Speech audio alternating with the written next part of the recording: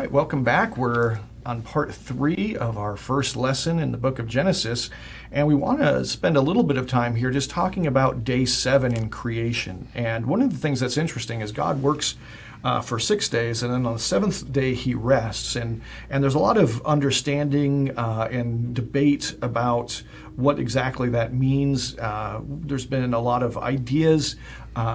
And one of the things that's fascinating is that when you look at how that later gets interpreted into the Old Testament legal system, that there's an element of covenant evaluation and celebration that is part of the 7th day.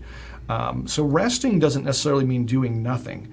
It kind of means enjoying and celebrating the order that's been created. So one of the things that's fascinating to me is when we look at the call, like for instance in work of creating order, we often find it, as the Bible talks about, there's a toilsome nature in work that is the result of the fall. And we feel that toilsome nature. You know, you talked about your kids creating disorder in your house. It feels toilsome to create that order. Or recreate that order, to put that order back together.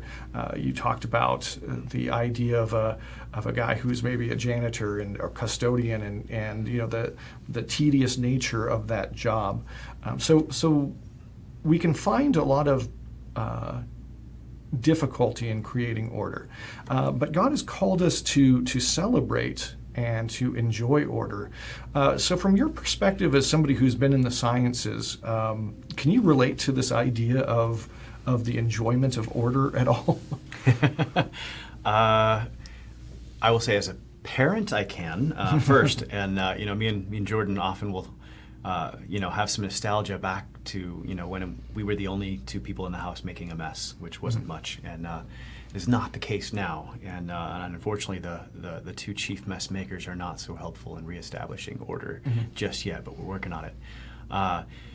But in the sciences, obviously, you can talk about it from an engineering perspective as well. I mean, that's your job, is to take the elements around you and create order everywhere you look, and things of this sort. But that's all of creation. As a chemist and things of this sort, you're taking just a random assortment of elements and putting them together in creative ways and meaningful ways and productive ways. Yeah. Now, one of the things that's fascinating to me is that when you're a kid, a lot of the toys that you have actually revolve around this idea of creating order, right? So you have erector sets, you have Legos when you're a kid. I had this little construction set where there was little girders and panels, and I could create buildings with it.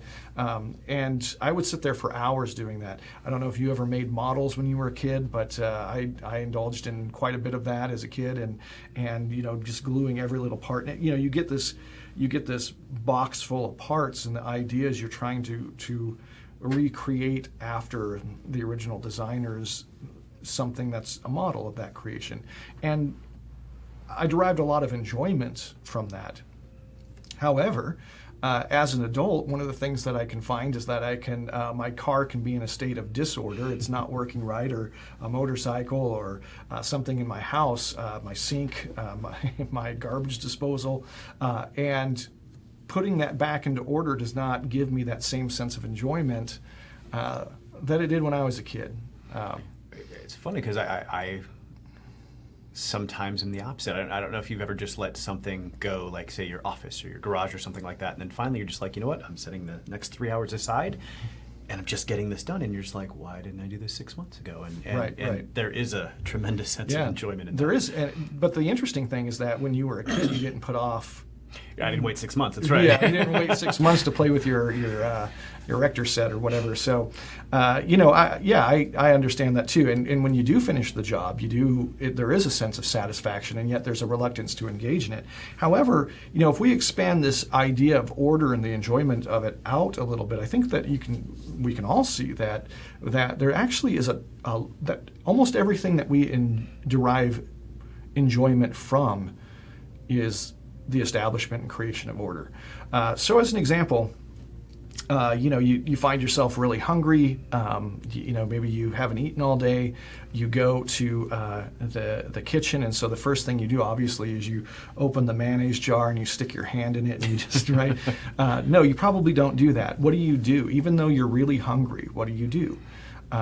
You start scrounge around and looking for what combination of things. Yeah, you're imposing a kind of order on your meal, right? And you're gonna, the more that you can kind of put off that initial, I'm just going to eat something, and put some time and effort into, and the more order you can put into your meal, the more enjoyment you're going to have of it. The counterexample might be the carton of ice cream, but I realize somebody's Right. already put a Right, fair exactly, amount of exactly. creation Or into going that. through, going through the drive-through or somebody's done that work. And the thing is, you think about that and you say, well, do I want to stop at McDonald's? McDonald's is like time is more important than order.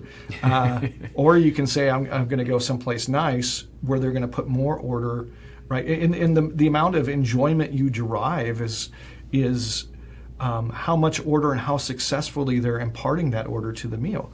But the same thing happens, right? What is music? Music is the taking ordering of sound, structuring and ordering of sound. And to someone who has disciplined themselves to learn how to do that order, how to create that order. I had a friend who was a composer back in college, and he started following a guy who created music out of mathematical structures, and it was pure math. And it didn't have to sound good. It wasn't about pleasing the ear, but it was this mathematical elegance to it.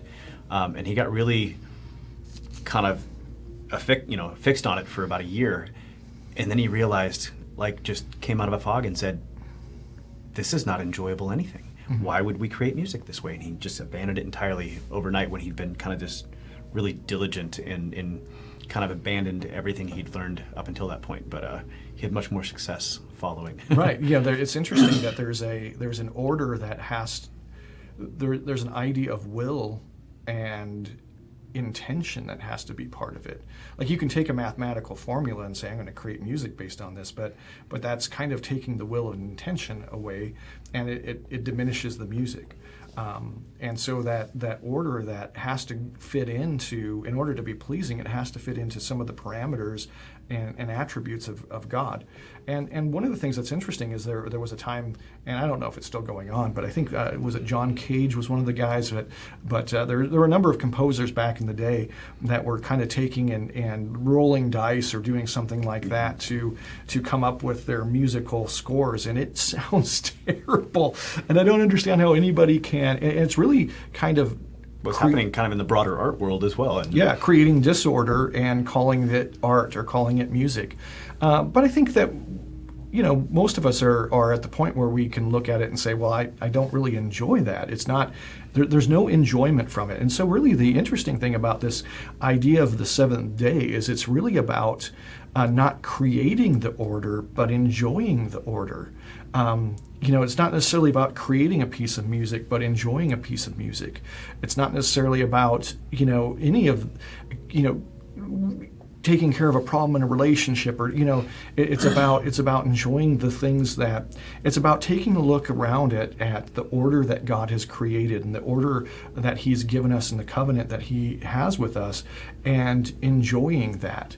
And you can look at architecture, you can look at art, you can look at even movies and TV, right? You're taking, out of all the things that could happen, you're ordering a story, and your ability to order that is going to either equal enjoyment or your inability to do it is going to be non-enjoyment.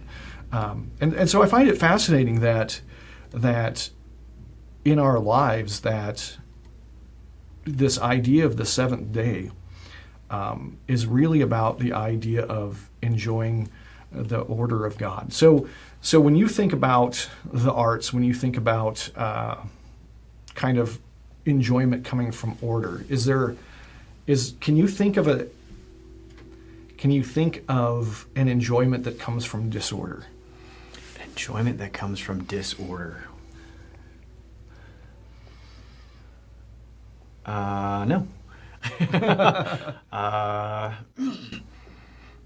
No, quite the opposite. I cannot think of a single one. And like I said, the composer my friend modeled after for a year was Pierre Boulez, and I did not find his compositions pleasant. I found his ability to create mathematical structures was interesting, but it wasn't pleasant at all. Yeah, you can even think about something like skiing or riding a motorcycle or any of those things. You're taking something that has the potential to go very disordered very quickly, and the joy that you get from that is your ability to impose order, to say this is where I want to go, this is what I want to do, and to make something ordered come out of something that can become dangerously chaotic. You can think of even kayaking, or it's hard for me to imagine anything really that we derive enjoyment from disorder. Now, I'm not saying that those things don't exist. If we thought long and hard enough, we might be able to come up with them. Thinking there's some adrenaline junkie kind of potential aspects where just the unexpected or whatever. Maybe. Yeah. But most of those things that I can think of, the enjoyment comes from the ability to manifest order in the face of something that's trying to do the opposite. I don't know if you've seen there's a crushed ice, like a Red Bull crushed ice. I don't know. So think about either downhill skiing or BMX, motocross, jumps, drops, bumps, all that kind of stuff. And then think about doing that with ice skates. And you haven't seen this? No. So what these guys do is there's a track that goes downhill, and there's switchbacks, there's drops, there's bumps, there's uneven sections, there's all kinds of stuff, and they race for a cross down this course, and basically the course is trying to make them crash, and they're trying to not crash and be ahead of everybody else. Well, obviously, I think that you would get an adrenaline rush from that. But what are you enjoying? You're not enjoying randomness. You're enjoying the ability to impose an order on something that's hard to impose order on. Riding a horse, any of these things that we can think of. And so the fascinating thing is really God is the source of order. God is the source of all order. And really, when we think about what we enjoy order. And really what we do is we enjoy God. We enjoy the mark that God has left in creation. We enjoy the experiencing of the order that God has built into creation. We enjoy being able to like Him, order things. And it's important for us not to forget that there's great joy in fact, all the joy of life pretty much comes from that. Because really, when we look at the rest of the Bible and how we're looking at the story of God's interaction with man, we have to understand that it's a story of joy. And I think it's important to remember that as we start off on this process, because as we go through Scripture, we're going to see that it's not always easy to bring order to things, but there's great reward in it. So thanks for joining us, and we'll see you guys next time.